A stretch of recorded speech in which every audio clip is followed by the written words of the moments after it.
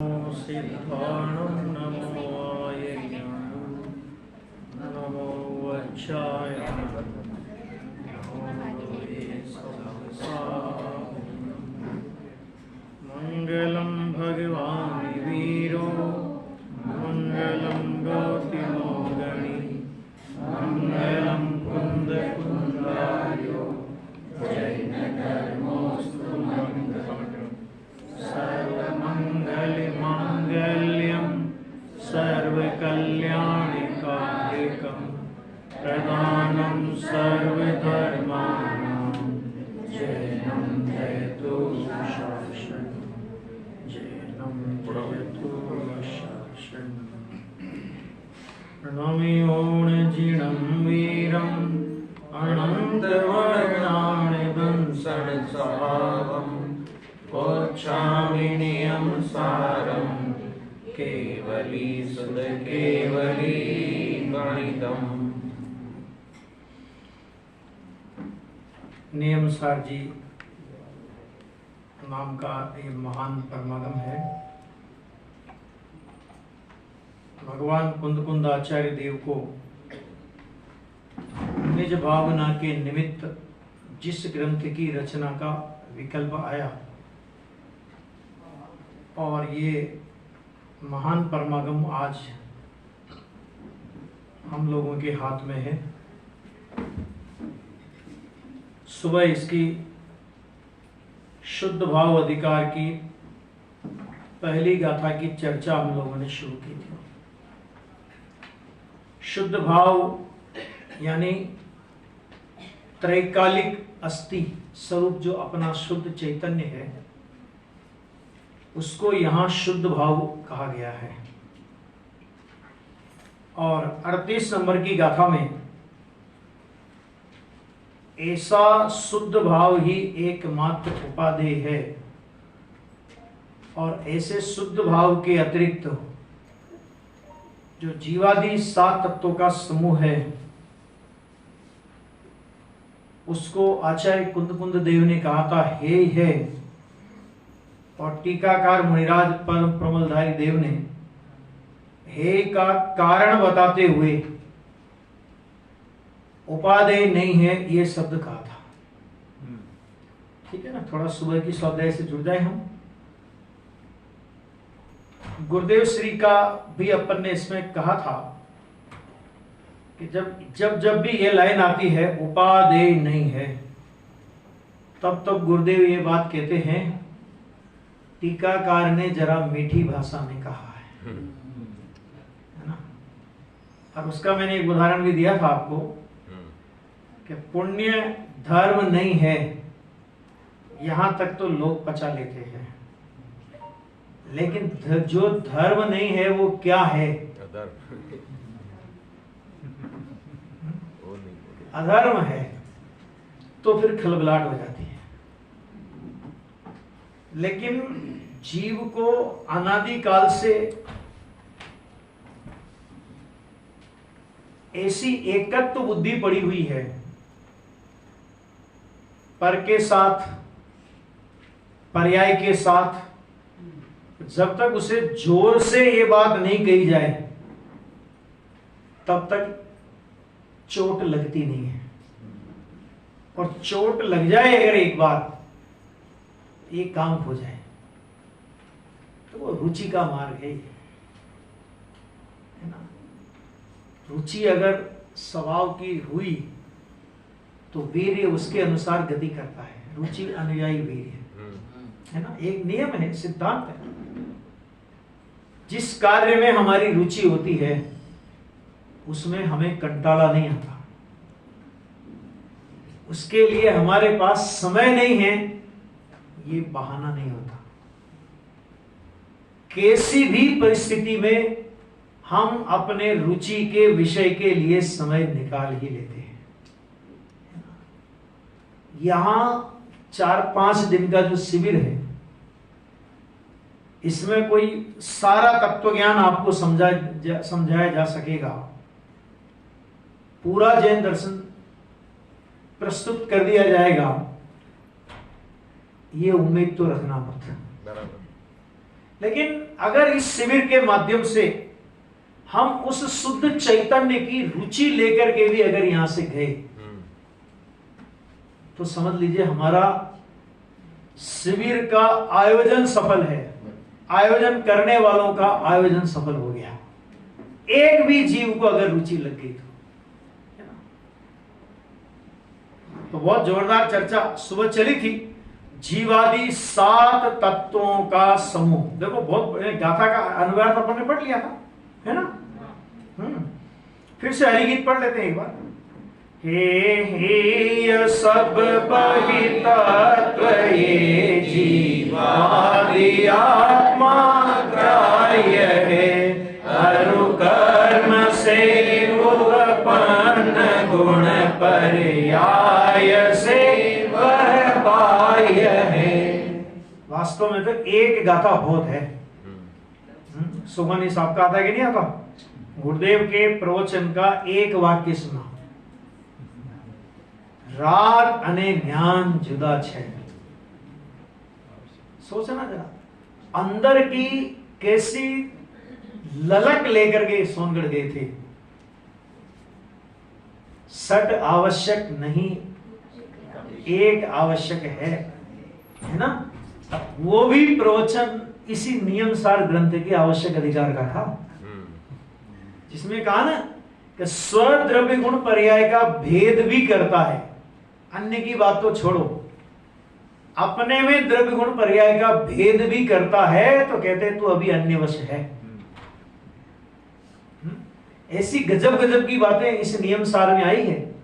उसका एक वाक्य पढ़ा आत्मधर्म में, वो उल्टी होनहार होती ना तो विरोध का झंडा खड़ा कर लेते। अच्छा हम तो अब तक 6 आवश्यक सुनते आए थे, नया कौन पैदा हुआ, एक आवश्यक बताने वाला।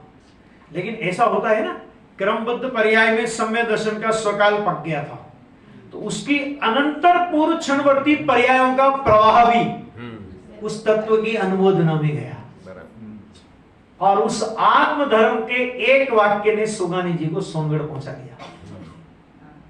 सोचो जरा। और ठेठ मारवाड़ी 46 की बात है, गुलाम देश में थे उस समय, सन 46 की, माने अंग्रेजों का विरोध का जो आंदोलन था ना, वो बहुत तेजी पर था। और सुगानी जी बिना किसी को कहे सोनगढ़ चले गए थे। सोचो जरा, घर वालों में खलबली, हुआ क्या, गए कहां, हुआ क्या, गए कहां, हुआ क्या, गए क्या। उसमें तो खतरा का था माहौल। तो पाटनी जी से पूछा, क्योंकि पाटनी जी ने वो आत्मधर्म दिए थे, तो साहब आपको पता है सोगानी जी कहां गए? तो भैया हमारा भी सोनगढ़ का प्रोग्राम था, लेकिन मेरा कैंसिल हो गया, वो शायद चले गए, है ना।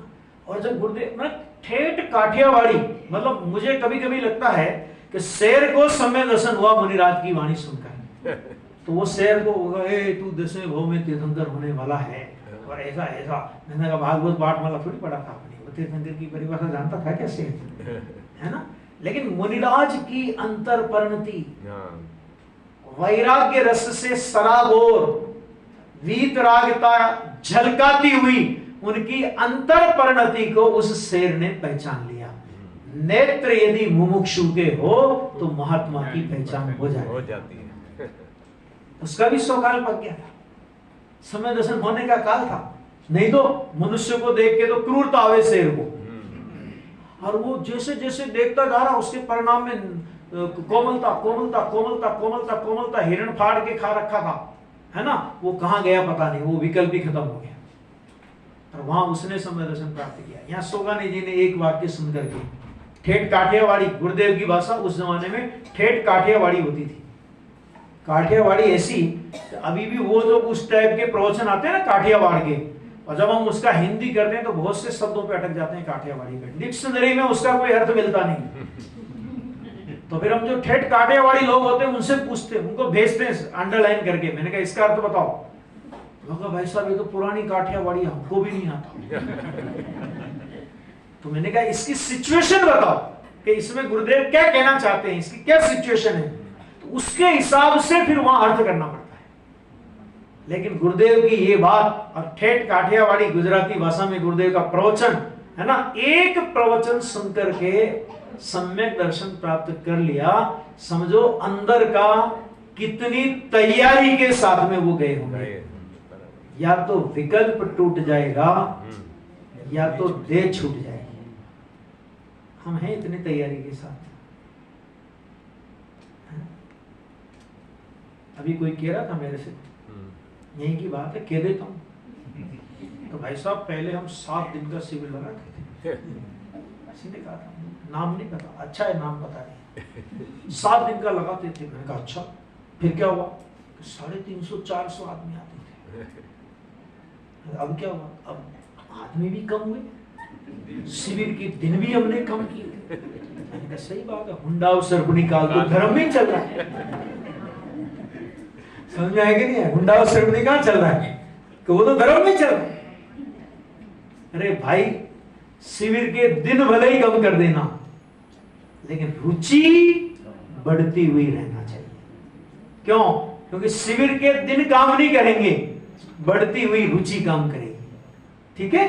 तो ये जो अधिकार है बहुत मार्मिक, गुरुदेव श्री तो ऐसा कहते थे, बहुत क्रीम अधिकार है, क्रीम है।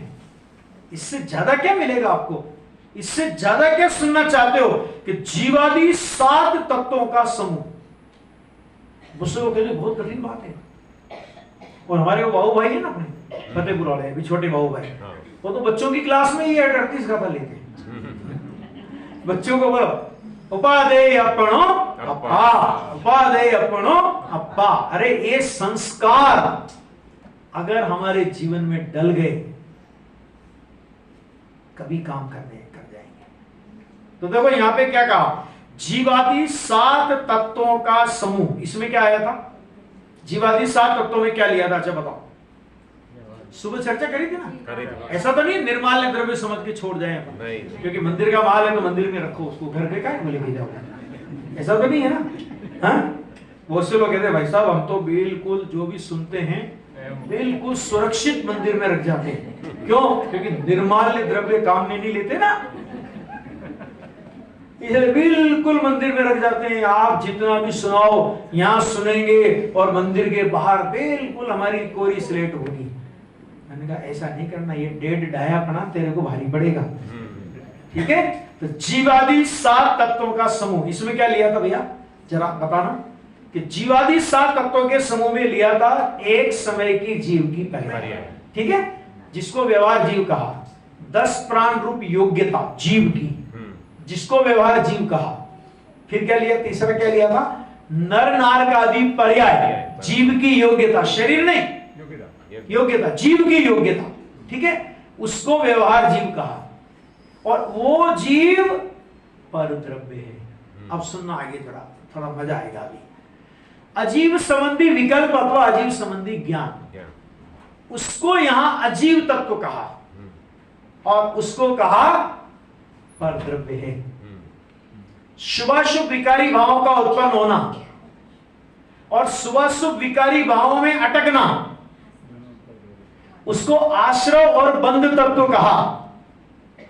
उसका नाम यहां पर द्रव्य। यहां तक किसी को कोई तकलीफ नहीं। अब आगे सुनिएगा।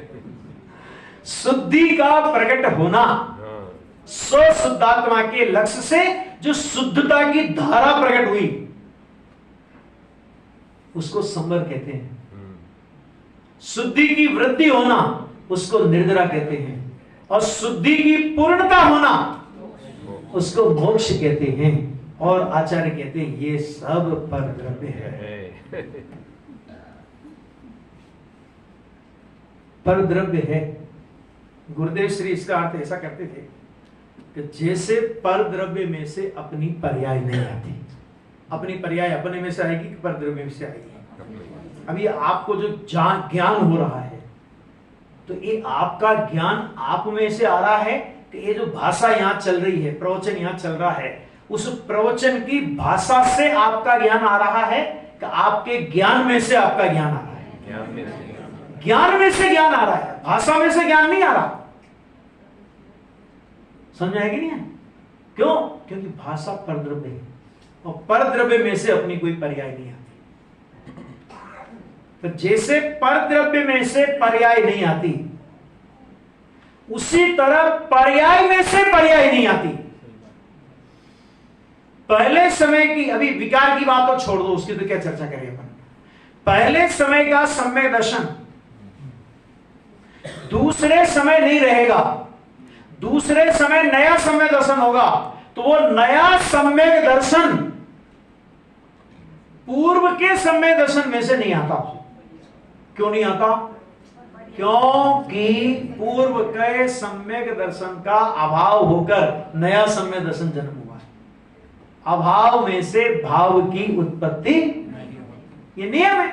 अभाव में से भाव कहां आएगा? जो खुद ही अभाव रूप है उसमें से नया भाव कहां से आएगा? एक बार तो जिस तरह परद्रव्य में से अपनी पर्याय नहीं आती, उसी तरह पर्याय में से पर्याय नहीं आती। जिस तरह, दूसरा, जिस तरह परद्रव्य का लक्ष्य करे, तो परद्रव्य का लक्ष्य करने से निर्विकल्प दशा होती है कि विकल्प होता है? बोलो, निर्विकल्प या विकल्प? विकल्प, ठीक है। इसी तरह एक एक समय की पर्याय, मतलब जीवादि 7 तत्वों का जो भेद है ना, कि एक एक तत्व का भेद खड़ा करके विचार करने पर विकल्प उत्पन्न होता है। मोक्ष का भी भेद खड़ा करके विचार करोगे तो विकल्प होगा, निर्विकल्पता नहीं होगी। और की तो बात ही क्या करें। तो जिस तरह परद्रव्य विकल्प का उत्पादक है, यानी परद्रव्य का लक्ष्य करने से विकल्प का उत्पाद होता है, उसी तरह ये जीवादि 7 तत्वों के समूह का लक्ष्य करने से विकल्प की उत्पत्ति होती है। तो जो काम परद्रव्य ने किया वही काम इनने किया, इसलिए ये परद्रव्य है। पॉइंट समझ आ रहा है? नहीं समझ आया तो पूछ लेना, बाद में पूछना, लेकिन चलती स्वाध्याय में नहीं। फिर तीसरा, कि जिस तरह परद्रव्य में अपनापन, अब ये बहुत मार्मिक बिंदु है। शरीर परद्रव्य है, ठीक है, शरीर क्या है? परद्रव्य। और शरीर में अपनापन वो क्या है? मिथ्या दर्शन के सम्यक दर्शन? बोलो, देह जीव को एक गिने बहिरागम तत्व मुधा है। राग जीव को एक गिने बहिरागम तत्व मुधा है। और आगे बढ़ूं, संवर जीव को एक गिने बहिरागम तत्व मुधा है। निर्जरा जीव को एक गिने बहिरागम तत्व मुधा है।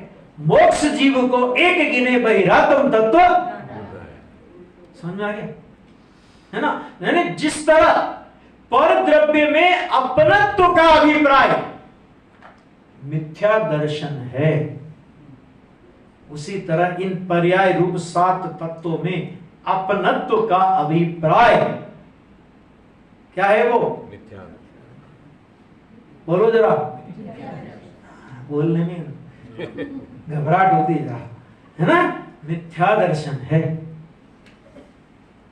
समझ में आ गया? इसलिए इनको परद्रव्य कहा, परद्रव्य होने के कारण, माने इसलिए ये परद्रव्य है। माने जिस जो काम परद्रव्य के आश्रय से होता है, विकल्प होता है, मिथ्या दर्शन होता है, जो काम परद्रव्य के आश्रय से होता है, वो ही काम जीवादि 7 तत्वों के आश्रय से होता है। इसलिए ये परद्रव्य है। परद्रव्य जैसे होने से परद्रव्य है। परद्रव्य जो काम करता है वही काम इनके आश्रय से होता है, इसलिए परद्रव्य है। और परद्रव्य होने के कारण वास्तव में, ये वास्तव में शब्द क्यों लगाया? सुनो जरा, सुबह हमारे अश्विन भाई की स्वाध्याय में बात आई थी बहुत अच्छी, कि देखो वास्तव में उपादेय नहीं है, यानी आश्रय करने की अपेक्षा से तो एक लाइन से सारे ही हैं। आश्रय के लिए तो कोई उपादेय नहीं है, लेकिन वास्तव में उपादेय नहीं है। मतलब क्या?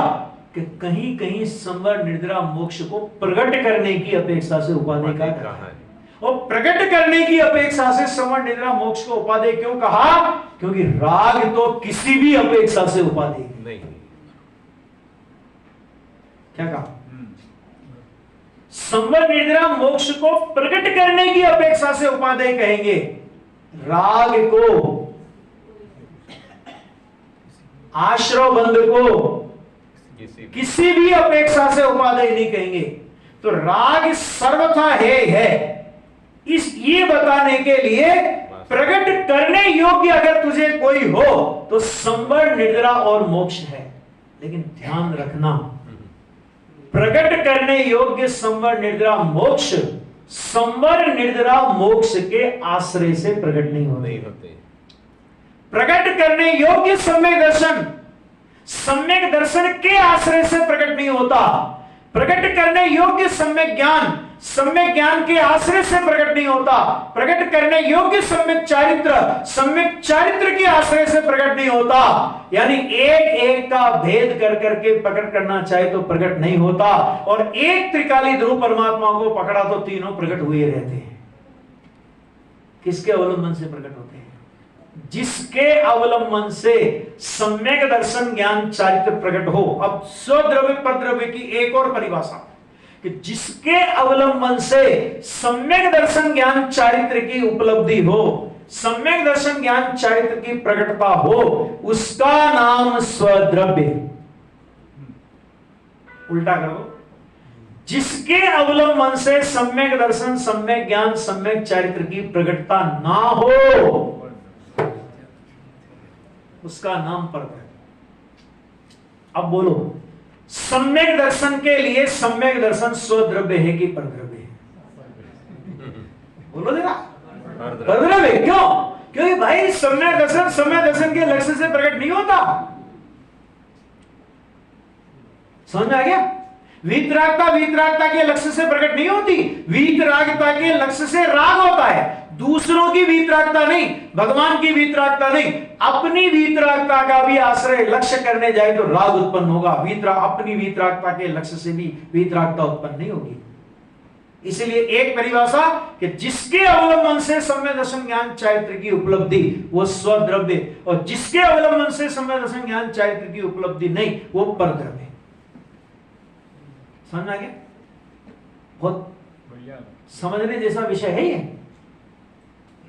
है ना? क्यों?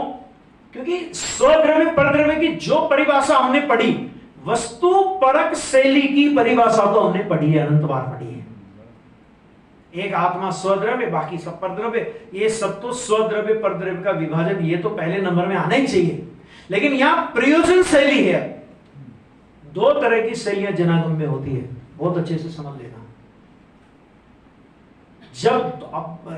जब मतलब वस्तु की सिद्धि करने का प्रसंग आएगा, जब वस्तु को सिद्ध करना है, वस्तु की साबिती करना है, वस्तु का अस्तित्व बताना है, वस्तु की संरचना बतानी है, वस्तु का बंधारण बताना है, तब पूरी वस्तु द्रव्य गुण पर्याय स्वरूप है। अपना द्रव्य गुण पर्याय अपने में और पर का द्रव्य गुण पर्याय पर में। ये पहले नंबर का विभाजन है। लेकिन इस विभाजन तक तो जीव अनंत बार आया, लेकिन अपना काम नहीं हुआ।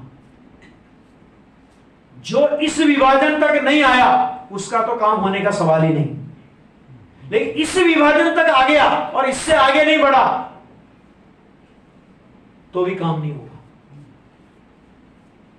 अभी अंदर में स्वद्रव्य परद्रव्य का विभाजन करो। अपना द्रव्य गुण पर्याय स्वरूप वस्तु में आए ना, अब अपने द्रव्य गुण पर्याय स्वरूप वस्तु में स्वद्रव्य परद्रव्य का विभाजन करो। तो उसमें से मेरे लिए स्व क्या और मेरे लिए पर क्या, कि जिसके अवलंबन से मुझे शांति की प्राप्ति हो वह स्व, और जिसके अवलंबन से मुझे शांति की प्राप्ति नहीं हो मेरे लिए पर। इसका मतलब क्या कि शांति की पर्याय भी शांति के लिए पर है। ठीक है? एक वस्तु सिद्धि की शैली होती है और एक प्रयोजन सिद्धि की शैली होती है। ठीक है? वस्तु सिद्धि की शैली हमको पर से भिन्न करके प्रमाण में खड़ा करती है, और प्रयोजन पद्धति की शैली जो प्रमाण में आए तो प्रमाण में आए वहां तक तो बढ़िया किया कि प्रमाण में आए, लेकिन प्रमाण में अटक गए। तो प्रमाण में जो हमारा अटकाव है, अथवा जो हमारा प्रमाण ज्ञान का लोभ है, लेकिन पर्याय है तो सही ना, लेकिन ये है तो सही ना, लेकिन है तो अपनी पर्याय, लेकिन ऐसा तो है ना, लेकिन ऐसा तो है ना। ये जो बार बार अंदर को जो खट्टी डकारें आती है ना अपने को, समझ में आएगी नहीं है? हाँ? कि इसको ये प्रयोजन परक शैली छुड़ाती है कि वो हो गया ना, एक बार तुझको बता दिया कि तू तेरी समग्र वस्तु द्रव्य गुण पर्याय स्वरूप है, ये बात तेरे को बता दी। अब बताने के बाद कब तक उस बात को छाती से लगाए रखना? अब आगे बढ़ना है कि नहीं? हाँ, जैसे मैं इसके लिए कई बार उदाहरण देता हूं। अपन पहली क्लास में जब पढ़ने गए थे, अपन सब लोग उसी उम्र के दिख रहे, 50 से ऊपर के, ठीक है? तो अपन लोग जब गए थे तो पहली क्लास में जब अपन पढ़ने गए थे, आजकल तो बच्चों को सब वो टेबलेट न जाने क्या क्या क्या क्या होते हैं। अपन लोगों के जमाने में क्या होता था, स्लेट होती थी और एक वो पेन होता था, उसका लिखने का बढ़ती हो जो भी बोलती हो आप, क्या चौक वगैरह जो भी पेन वो बोलते हैं, वो लिखते थे। और वो एक गीला, एक मम्मी एक डिब्बे में गीला कपड़ा रख देती थी, उसको पोंछो, यूं करके पोंछो, फिर लिखो, यूं करके पोंछो, फिर लिखो, यूं करके पोंछो। हम आ लिखना, ABCD लिखना, 1 से 100 तक गिनती लिखना उस स्लेट की कृपा से सीखे। अब हम कॉलेज जाने लगे, कॉलेज जाने लगे तो हम कहें हाँ हाँ, इस स्लेट की कृपा से हमने A लिखना सीखा, ABCD लिखना सीखा, 1 से 100 तक लिखना सीखा। कॉलेज में भी हम इस स्लेट को छाती से लगा के लेके जाएंगे। क्यों? क्योंकि इस स्लेट का हमारे ऊपर बहुत उपकार है। तो कहते तू कॉलेज जाने लायक ही नहीं है। देखो समझना, पहली अब वो बहुत व्यवस्था बहुत गजब की है। किसी भी कक्षा में आप पढ़े और आप कहो गुरुजी आपका मेरे पे बहुत उपकार है, इतना उपकार है कि आपको छोड़ के जाने का जी नहीं करता, तो क्या करूं? तो आप तो जाओगे नहीं, आप तो इसी क्लास में रहोगे, मैं भी आपके साथ इसी क्लास में रहूंगा, ठीक है? और वो क्या करे? लगातार 1 साल फेल, 2 साल फेल, 3 साल फेल, 4 साल फेल। तो गुरुजी कहते हैं वाह बेटा तू मेरा कितना अनन्यतम शिष्य है। ऐसा कहते गुरुजी, कहते ऐसा अनन्यतम शिष्य है। गुरुजी कहते हैं क्यों मेरी नाक कटाने में तुला है? अरे आपने मुझे सिखाया, आपने मुझे सिखाया, आपको कैसे छोड़ूं, आपको कैसे छोड़ूं? सच्चा शिष्य वो है जो गुरु को भी छोड़ के आगे बढ़ जाए। सफल विद्यार्थी वो है जो उस कक्षा में दोबारा नहीं जाए, है ना? इसी तरह हमको पर से हटा करके अपने द्रव्यगुण पर्याय की मर्यादा में आचार्य भगवान ने इसलिए स्थापित किया था कि इससे बाहर तेरी दुनिया नहीं है, लेकिन तेरी दुनिया इसमें है, उसको तू खोजना। और हम उसी में अटक गए। तब फिर आचार्य भगवान को ये कलम चलानी पड़ी कि जीवादि 7 तत्वों का समूह परद्रव्य होने के कारण वास्तव में उपादेय नहीं है। देखो ये जो नियम सार की बात शुद्ध भाव अधिकार में नहीं कहता, शुद्ध भाव अधिकार में। अभी आप समय सार में जाओगे तो समय सार के अंदर शुद्ध की व्याख्या की वहां में 38 नंबर की कथा में एक शुद्ध सदा अरूपी ज्ञान द्रव्य विद्यार्थ से आए ना, तो वहां पर शुद्ध की व्याख्या क्या की पता है आपको?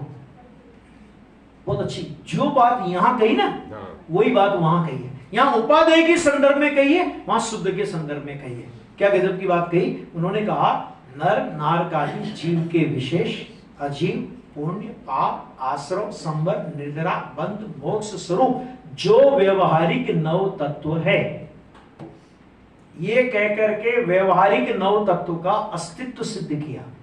एको ब्रह्म द्वितीयो नास्ति ऐसा जैन दर्शन नहीं है। अगर ये होते ही नहीं तो फिर ये है ये कहने की भी जरूरत नहीं होती। ये है ये कहा, इसमें इनके अस्तित्व की सिद्धि हो गई। इनका अस्तित्व इनमें तो है, लेकिन मेरी त्रैकालिक सत्ता में इनका अस्तित्व नहीं है। ऐसी मेरी अस्थि जिसमें इनकी नास्ति। ठीक है, तो उन्होंने कहा कि नर नारकादि व्यवहारिक 9 तत्व उनसे टंकोत्कीर्ण ज्ञायक स्वभाव रूप भावत्व के द्वारा अत्यंत भिन्न हूं। क्या शब्द का प्रयोग किया? अकेला भिन्न शब्द नहीं लिखा। क्या शब्द का प्रयोग किया? अत्यंत भिन्न हूं, इसलिए मैं शुद्ध हूं। आगे बात सुन, अब सुनो जरा।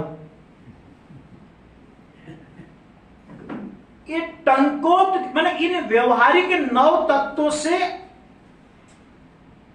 ज्ञायक भाव रूप स्वभावत्व के कारण मेरा स्वभाव ज्ञायक भाव रूप स्वभावत्व है, और मैं इन व्यवहारिक 9 तत्वों से अत्यंत भिन्न हूं।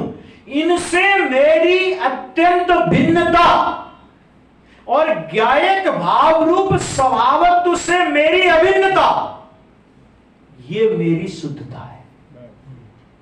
सुनो जरा बात को, मोक्ष से मेरी शुद्धता है।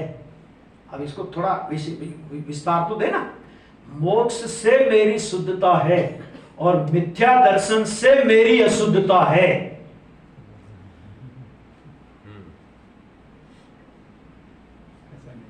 बोलो आगे बोलो। ऐसा डॉट डॉट डॉट नहीं है। हाँ बिल्कुल तैयार कर रखे अश्विन भाई ने। ऐसा नहीं है। मिथ्या दर्शन से मेरी अशुद्धता नहीं है और सम्यक दर्शन से मेरी शुद्धता नहीं है। मेरी शुद्धता अनादि अनंत है और अनादि अनंत उस शुद्धता को अस्वीकार, उसका नाम मिथ्या दर्शन है, ना कि मिथ्या दर्शन से आत्मा अशुद्ध है। आत्मा को अशुद्ध कल्पित करना, आत्मा को शुद्ध होने पर भी, मिलावट रहित सत्ता होने पर भी, निर्लेप सत्ता होने पर भी, निसंग सत्ता होने पर भी उसमें किसी के साथ की कल्पना करना, उसमें किसी के साथ की मिलावट की कल्पना करना, कहते इसका नाम अशुद्धता है और उस अशुद्धता का नाम मिथ्या दर्शन है। क्यों? क्योंकि वस्तु रूप से भगवान आत्मा में कोई मिलावट होती नहीं। मिथ्या दर्शन कितना भी झूठ का पुलिंदा बनाता रहे, तो मिथ्या दर्शन से मैं अशुद्ध हुआ ऐसा नहीं है। मिथ्या दर्शन मुझे अशुद्ध नहीं करता, बल्कि सुनना जरा, मिथ्या दर्शन मेरी शुद्धता की प्रसिद्धि करता है।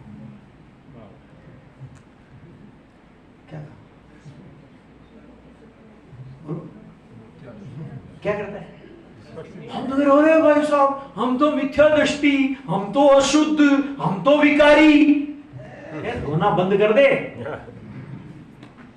मिथ्या दर्शन तुझे अशुद्ध नहीं करता, मिथ्या दर्शन तेरी शुद्धता की प्रसिद्धि करता है।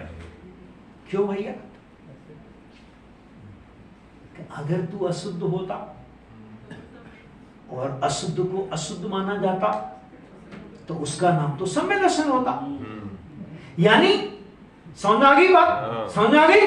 तो अगर मिथ्या दर्शन, आश्रवबंध, पुण्य पाप ये आत्मा को अशुद्ध नहीं करते, तो भाई साहब सम्य दर्शन ज्ञान चारित्र ने आत्मा को शुद्ध किया।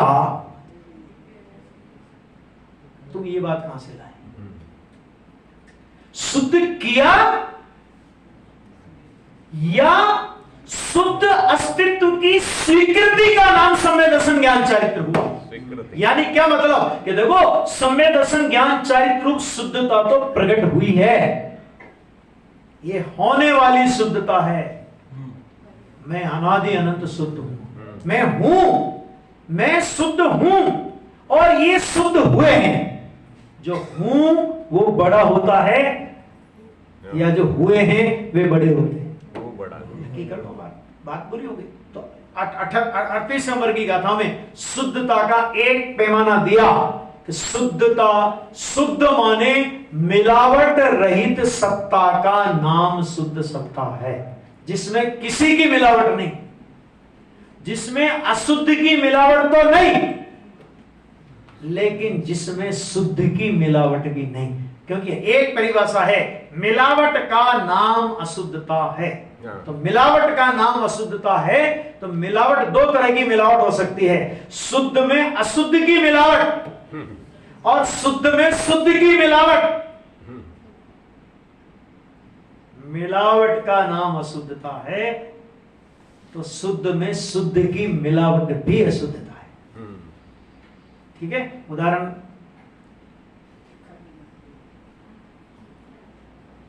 भैंस का दूध है, बिल्कुल भैंस के थन से दोया हुआ दूध, ठीक है, वो कैसा दूध कहलाता है?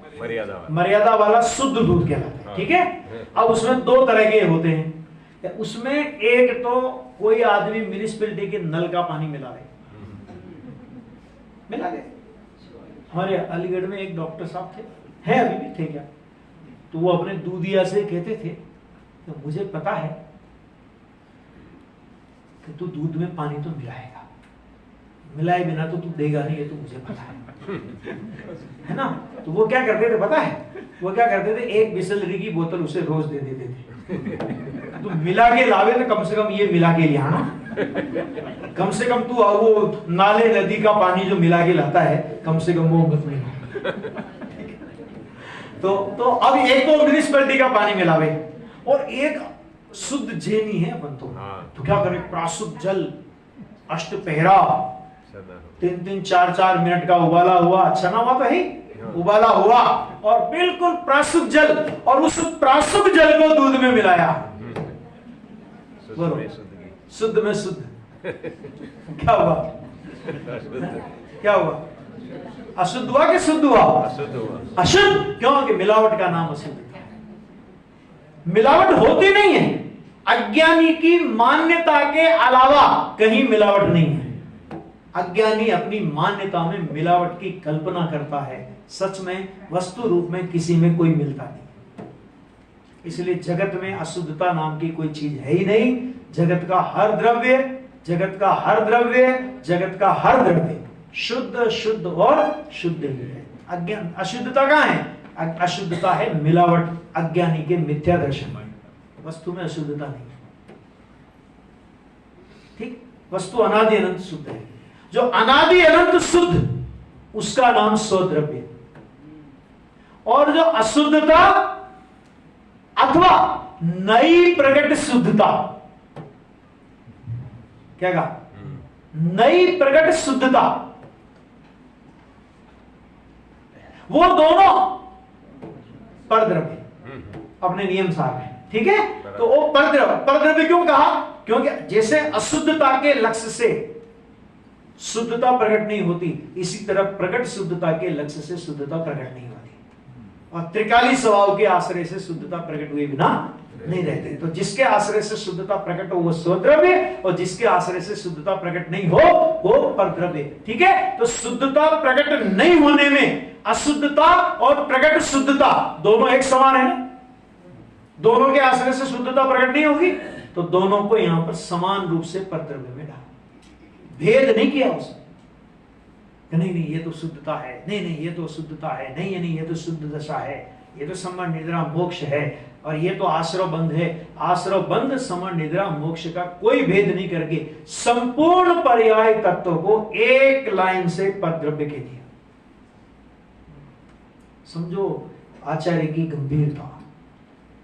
आचार्य देव अपने को कहां पहुंचाना चाहते हैं, किस गहरे उस शुद्ध तत्व तक अपने को पहुंचाना चाहते हैं जिसको अशुद्धता तो छूती नहीं। गुरुदेव श्री की भाषा में कहें, अरे स्वभाव का अवलंबन लेकर प्रकट हुई निर्मल पर्याय को भी स्वभाव तो छूता नहीं, अछूता है उससे। ऐसा जो स्वद्रव्य है वो कहते हैं कि वो वास्तव में, मैंने ये आ गया ना कि इसका मतलब क्या कि जीवादि 7 तत्वों का समूह परद्रव्य होने के कारण वास्तव में उपादेय नहीं है, ठीक है। अब उपादेय क्या है वो आप आगे टीका में कर रहे हैं। ऐसे आत्मा को आत्मा उपादेय है, ये कह रहे कहेंगे, बहुत गजब की बात कहेंगे इसमें। और कैसे आत्मा को आत्मा उपादेय है, तो कैसे आत्मा को यह उपादेय करने वाली परिणति, सुनना ध्यान से। और आत्मा उपादेय है माने वो त्रैकाली द्रव्य स्वभाव, और उस परिणति को आचार्य देव परिणति नहीं कह रहे, गजब की बात है। ऐसे आत्मा को आत्मा उपादेय है। उपादेय करने वाली परिणति अपने को परिणति मान करके आत्मा को उपादेय नहीं कर सकती। जब उस परिणति में परिणतिपना मिट जाता है और आत्मा उद्भव होता है तब आत्मा उपादेय होता है। वो चर्चा कहेंगे, कर रहे हैं बहुत जोरदार।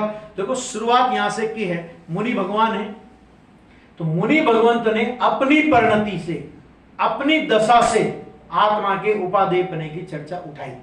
लेकिन अपनी दशा से चर्चा उठाते हुए भी जितने भी सम्य दृष्टि ज्ञानी धर्मात्मा, चाहे चौथे गुणस्थान वाले हों, चाहे पांचवें गुणस्थान वाले हों, चाहे छठे सातवें गुणस्थान वाले हों, सबको आत्मा उपादेय करने की पद्धति एक जैसी है। जो अंतर आपको दिखाई देता है वो अंतर स्थिरता का अंतर है, सन्मुखता का अंतर नहीं है। ये कह रहे हैं वो जो अंतर दिखता है वो स्थिरता का अंतर है। और स्थिरता का अंतर तो किसी के पास स्थिरता कम है, किसी के पास स्थिरता ज्यादा है, किसी के पास स्थिरता और ज्यादा है, तो वे आनंद ज्यादा भोगेंगे। लेकिन अपने पास तो कुछ भी नहीं है ना। तो अपने लिए तो चाहे चतुर्थ गुणस्थानवर्ती ज्ञानी हो, चाहे पंचम गुणस्थानवर्ती ज्ञानी हो, चाहे छठे सातवें गुणस्थानवर्ती ज्ञानी धर्मात्मा मुनिराज हो, अपने लिए तो ये सभी ज्ञानी धर्मात्मा परमात्मा तुल्य है। अपने को तो मुक्ति का मार्ग और देशना इन्हीं ज्ञानी धर्मात्माओं के निमित्त से प्राप्त होने वाली है। इसलिए अपने को इनकी अंतर परिणति के भेद से कोई लेना देना नहीं है। वो उनकी अंतर परिणति का आनंद वो भोगे। हमको सम्य दर्शन चाहिए और उनके पास सम्य दर्शन है, उनकी देशना हमारे सम्य दर्शन में निमित्त हो सकती है। बात इतनी। अब देखो यहाँ पे देखो एक बहुत अच्छा शब्द का प्रयोग किया आचार्य देव ने, सहज। ये सहज शब्द बहुत होता है ना। अभी देखो जीवन के संध्या काल में आदरणीय दादा श्री, वो भी सहजता पर बहुत उनका वजन गया था और सहजता का बहुत अच्छा काव्य उन्होंने लिखा अपने मतलब जीवन के संध्या काल में। जो सहजता, समाधि का सार, उसमें भी सहजता है ना। इतना गजब का शब्द है ये सहजता जैन दर्शन का, सारे कर्तृत्व का भार उतर जाता है, कर्तृत्व का भार उतर जाता है और कृत्रिमता का नाश हो जाता है। कृत्रिमता नहीं, सहजता है। अब वैराग्य, यहां वैराग्य की चर्चा चल रही है, तो कृत्रिम वैराग्य नहीं। देखो सहज, एक बहुत बढ़िया शब्द का प्रयोग किया, सहज वैराग्य रूपी महल के शिखर का जो शिखामणि है, इसका अर्थ करेंगे। तीन शब्द आए इसमें। पहले तो सहज वैराग्य, एक सहज वैराग्य की परिभाषा अपन करते हैं। फिर आया सहज वैराग्य रूपी महल, दूसरा शब्द ये करो इसका, क्या आया? सहज वैराग्य रूपी महल। फिर क्या आया? महल का शिखर। महल है तो महल है तो शिखर है, और शिखर है तो उसमें क्या होगा? तो शिखामणि है। आप पता है इसमें कितने जीवों को ले लिया? पहले तो सहज वैराग्य माने क्या होता है? सहज वैराग्य, वैराग्य सहज वैराग्य, तो क्या कृत्रिम वैराग्य भी होता है? कहां होता है ना। जो वैराग्य संयोगों की, परद्रव्यों की, क्षण मात्र परद्रव्यों की क्षण भंगुरता को देखकर उस क्षण भंगुरता के लक्ष्य से जो वैराग्य होता है वो कृत्रिम वैराग्य है, सहज वैराग्य नहीं है। क्यों? क्योंकि अगर वो वस्तुएं क्षण भंगुर नहीं होती तो इसका वैराग्य भी नहीं होता। 20 साल का, 25 साल का कोई लड़का मर जाए और उसको जलाने के लिए शमशान घाट में जाए तो वहां पर ऐसी अद्भुत वैराग्य की वर्षा होती, ऐसा लगता है कि यहां से सब जाके जंगल में मुनि होने वाले हैं। फिर जैसे जलाया, फिर कहते हैं भाई हुआ तो बहुत बुरा, लेकिन अब जाने वाले के साथ जाया थोड़ी जाता है। आधा वैराग्य तुल गया। फिर जब स्नान किया ना, तो स्नान किया तो वो जो इतना आधा बचा था वो भी आधा का आधा और धुल गया। अब फिर क्या हुआ कि 3 दिन के बाद तो उठावना, और हमारे यहाँ तो 3 दिन के बाद लोग भोजन भी बना लेते, रसोई कर। काय का वैराग्य? कभी कभी नरक की प्रतिकूलता, अरे ऐसी प्रतिकूलता, ऐसी प्रतिकूलता, ऐसी प्रतिकूलता, नरक की प्रतिकूलता देखकर, सुनकर, पढ़कर भयवश वैराग्य हो जाता है। भयवश, उसमें भय है ना, माना अगर नरक में भी इसको वीआईपी सुविधा मिले तो नरक जाने के लिए तैयार है भला, लेकिन बहुत कष्ट है, बहुत कष्ट है। तो वो नरक की वेदना सुनकर जो अंदर में वैराग्य हुआ, तो गुरुदेव श्री का बोल है कि नरक की प्रतिकूलता की वेदना सुनकर जो वैराग्य हुआ वो वैराग्य कृत्रिम है। क्यों कृत्रिम है? क्योंकि जब ये स्वर्ग की संपदाओं की चर्चा सुनेगा तो वहां इसका वैराग्य खुल जाएगा। क्यों? क्योंकि संयोग के लक्ष्य से आया ना, चाहे प्रतिकूल हो चाहे कुछ भी हो, तो संयोग तो विघटने वाले हैं। तो संयोग के लक्ष्य से आया हुआ वैराग्य भी नियम से विघटेगा। और सहज तत्व चैतन्य परमात्मा उस तत्व के लक्ष्य से जो राग रहित आरागी परिणति प्रकट हुई, सहज तत्व कभी मिटने वाला नहीं है, इसी तरह इसकी आरागी परिणति भी कभी मिटने वाली नहीं है, और उसको कहते हैं सहज वैराग्य। ठीक है?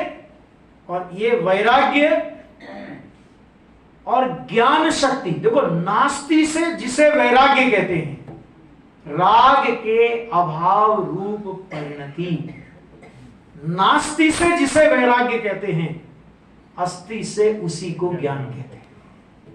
और आपने निर्जराधिकार में पढ़ा होगा, सम्यक दृष्टि को नियम से ज्ञान और वैराग्य शक्ति होती है ना। 6 खंड के वैभव के बीच दिखाई दे, है ना। गुरुदेव श्री तो बहुत इसका स्पष्टीकरण करते थे। 6 खंड के वैभव के बीच दिखाई दे, चक्रवर्ती संयोग के बीच, मतलब कितना संयोग, तो मनुष्य गति में उससे ज्यादा संयोग हो नहीं सकता। और फिर भी भरत जी घर में ही वैरागी। काहे की वैरागी?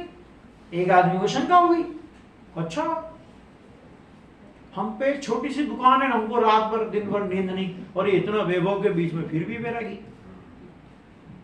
है ना। चक्रवर्ती को पता पड़ गई, क्योंकि सुनने की शक्ति भी बहुत लंबी होती है चक्रवर्ती, तो कहीं बात कर रहा होगा बहुत दूर तो सुन ली, उन्होंने कहा उठा के लाओ उसे। आगे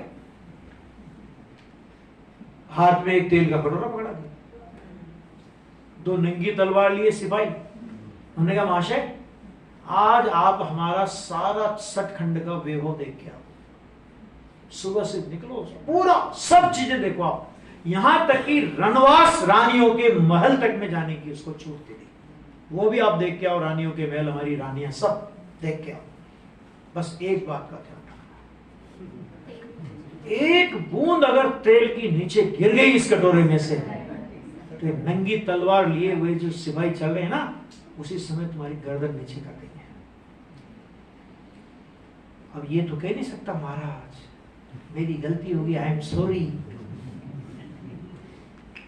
जाना तो पड़ा, लेकिन एक डर लगा रहता था, तेल बूंद नहीं गिर जाए, बूंद नहीं गिर जाए, बूंद नहीं गिर जाए। और सारे गार्ड अपने जो होते ना, क्या नाम, वो गाइड होते हैं ना, सब अलग अलग जगह का परिचय देने वाले, वो सब साथ में चल रहे हैं, उसकी सब परिचय, ये वो फलाना, ये सब दे रहे। घूम घाम के बेचारा आया, चक्रवर्ती ने पूछा क्यों साहब घूम आए?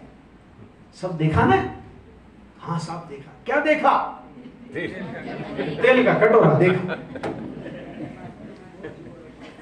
चक्रवर्ती ने कहा बस इसी तरह, क्यों भाई, कि तुमको लगता है कि हम पुण्य का ये वैभव भोगते हैं? अरे भोगते नहीं है, पूर्व भव में हमने चक्रवर्ती पद बांधने का अपराध कर लिया था पुण्य रूप, उस अपराध की सजा भोगते हैं। इसका मतलब क्या हुआ कि सच में हम चक्रवर्ती पद को भोगते नहीं है, सच में हम इसको भुगतते हैं। और जिसको भुगतना पड़े उसमें आसक्ति नहीं होती। ठीक है, जेल में जाता है ना आदमी, तो जेल में जाता है कितने उत्साह के साथ जाता होगा। उसमें भी हाँ माना उसकी भी बिल्कुल पुलिस वाले चले, बहुत आगे पीछे गाड़ियां चले, है ना, बहुत खुशी से जाता होगा। एक अभिनंदन पत्र दे अपने को, वो भी कागज का टुकड़ा है। और एक मजिस्ट्रेट ने गलती की कोई, और मजिस्ट्रेट ने सजा दी तो वो भी काहे पे लिख के दी उसने, कागज के टुकड़े पर, ठीक है। अभिनंदन पत्र का तो इतना बड़ा बिल्कुल फ्रेम लगा के, है ना, घर पे टांगते हो, वो भी ऐसी जगह टांगते हो कि जहां लोगों की नजर पड़े। वो मुझे भाई साहब ये कब मिला आपको, कहां से मिला? मैं आपसे पूछता हूं कि अगर ऐसी कभी किसी को जेल की सजा, वो भी तो एक पत्र ही मिला है ना आपको, मजिस्ट्रेट का एक पत्र मिला, ऑर्डर की कॉपी मिली, उसको कौन सी फ्रेम में लगा के टांग? अरे भाई अगर कोई पूछे तो बतलाने में शर्म आती। गलती हो गई, अभिप्राय पूर्वक नहीं की, मान लो गलती हो गई, अभिप्राय पूर्वक नहीं की और हो गई और सजा मिली, तो वो सजा का पत्र दिखाने में भी शर्माते हैं। इसी तरह आचार्य कहते हैं कि एक चक्रवर्ती धर्मात्मा कहते हैं कि अरे हम अपनी आत्मा की साधना में थे, हमने मुनि दशा अंगीकार की थी पिछले भाव में, और हम स्वर्ग में गए थे, वहां पर भी हम अपनी आत्म साधना हमारी नहीं हो पाई, उसके कारण स्वर्ग में गए और वहां पर भी हमको पुण्य का अपराध हो गया, पुण्य रूप अपराध हो गया। उस पुण्य रूप अपराध की फल में ये चक्रवर्ती का वैभव मिला है, हमें इसे वैभव कहने में शर्म आती है। तो फिर भोगते क्यों है? भले ही तुम्हें शर्म आए, लेकिन जो सजा मिली, अपराध किया है तो भोगना तो पड़ेगा। और ये ऐसी प्रकृतियां नहीं है कि जो ट्रांसफरेबल हो कि चलो चलो हम नहीं भोगना, तुम ले जाओ, चक्रवर्ती पद से तुम ले जाओ, ऐसा नहीं हो सकता। वो है वैरागी,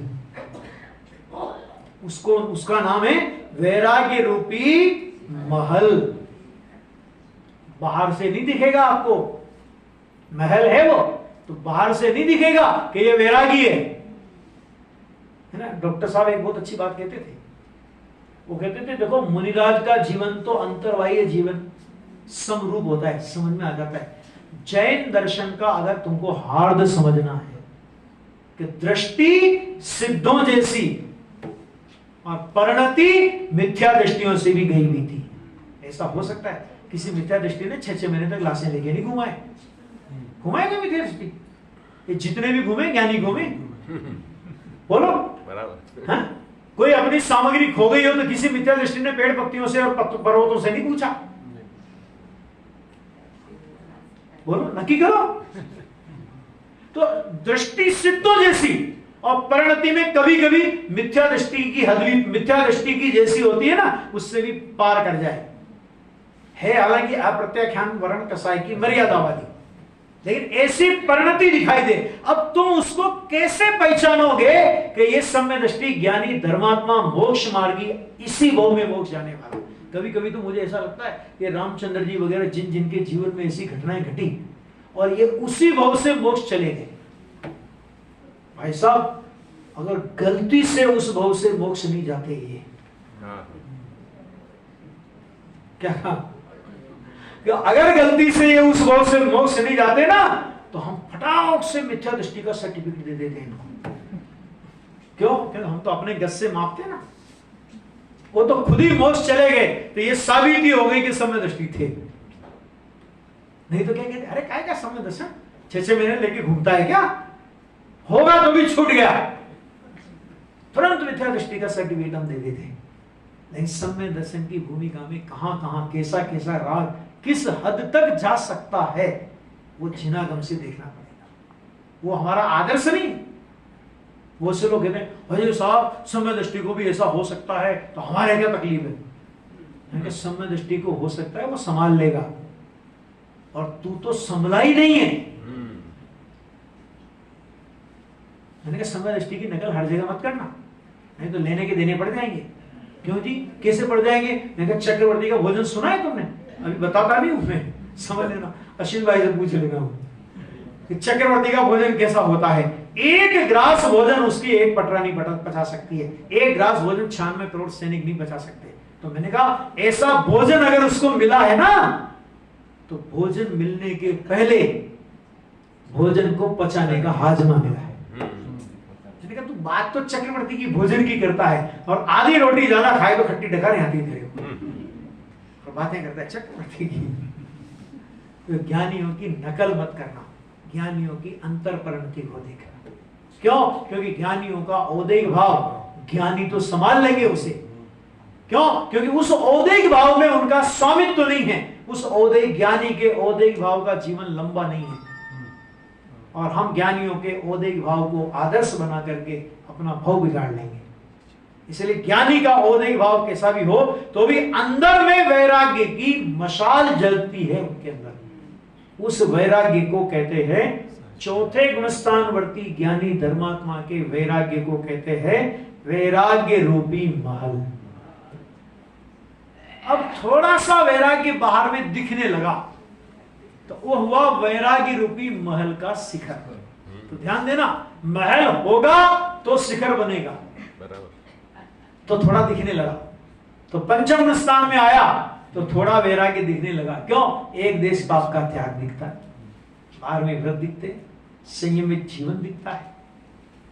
ठीक है? और उससे आगे कि शिखर पर क्या चढ़ाया जाता है कि शिखामणि, तो मानो वो दूर से दिखाई देता है कि जैन मंदिर है। तो इसी तरह मुनिराज का वैराग्य,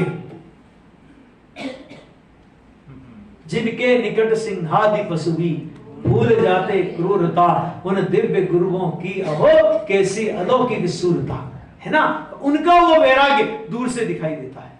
तो ऐसे जो वैराग्य रूपी महल के शिखर का शिखामणि है, टीकाकार मुनिराज ने अपनी भूमिका से बात उठाई है। मुझे आत्मा उपादेय है, तो मुझे आत्मा उपादेय है माने जो उपादेय करने वाली मेरी परिणति है, वो परिणति कैसी? बाद में तो परिणति का नाम भी नहीं लेंगे, परिणति में कहेंगे आत्मा, आत्मा को उपादेय है। समझ आ गया? तो वैराग्य, जो वैराग्य रूपी महल के शिखर का जो शिखामणि है, यहां तक चर्चा हुई। अब अपनी जो कल चर्चा आएगी पर द्रव्य से जो परान्मुख है ना, ये चर्चा अपनी कल की स्वाध्याय में अपनी आएगी।